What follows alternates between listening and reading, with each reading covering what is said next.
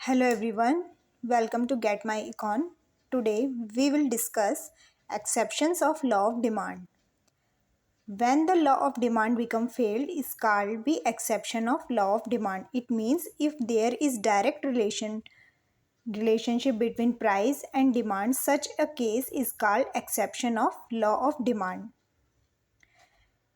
Exceptions of law of demand में देखा जाता है कि जब प्राइस बढ़ता है तो उसकी क्वांटिटी डिमांड भी बढ़ जाती है किसी भी कमोडिटी की।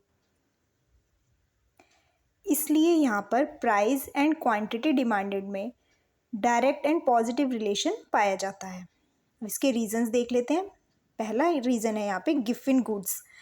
These are special kind of inferior goods on which the consumer spends a large part of his income and their demand rises with an increase in price and demand fell with decrease in price.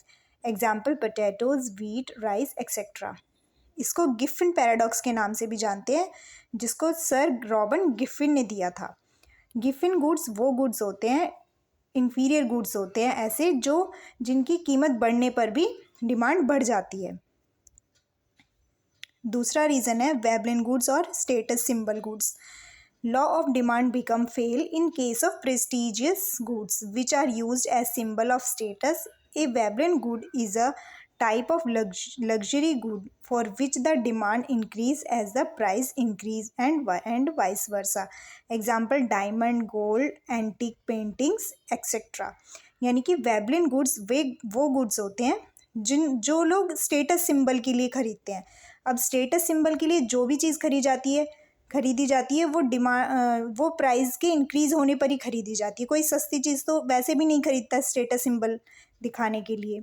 तो ऐसे ही case में जब किसी भी good की किसी भी commodity की कीमत बढ़ती है तब उसकी डिमांड भी बढ़ जाती है। थर्ड है fear of shortage. If there is any expectation of scarcity of good in the near future then they would start buying more and more of the commodity in the current period time even if their price rising. Example during emergencies, war, flood etcetera. जब हमें near future में ये संभावना हो कि किसी भी चीज़ की क्वांटिटी कम हो सकती है या शॉर्टेज हो सकती है, तो उस केस में जब प्राइस राइज हो जाते हैं तब भी लोग उस चीज़ की ज़्यादा डिमांड करते हैं। फोर्थ है necessity of life. Those commodities which become necessary for survival of life, in such a case higher price will increase the demand. Example wheat, medicine etcetera. जो चीज़ें लाइफ के लिए ज़रूरी हैं, नेसेसिटी हैं, उस केस में भी ऐसा होता है कि जब प्राइस बढ़ जाता है, इंक्रीज़ हो जाता है, तो भी उसकी डिमांड इंक्रीज़ हो जाती है। जैसे मेडिसिन के केस में अगर मेडिसिन के प्राइस बढ़ भी जाते हैं तो भी जो कंज्यूमर्स उसको कंज्यूम करते हैं।